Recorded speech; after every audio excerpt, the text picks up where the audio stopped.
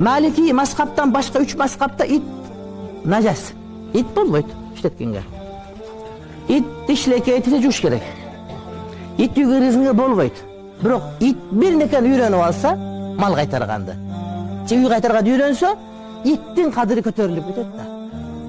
Иттин кадыры көтөрүлүп үйгө алып келип байлап, тамак берип, күчү-күчү эркелетип, жанагы итти бакпаш керек, ит шайтан, ит деген сөздөр ага тиешелүү болбой калды.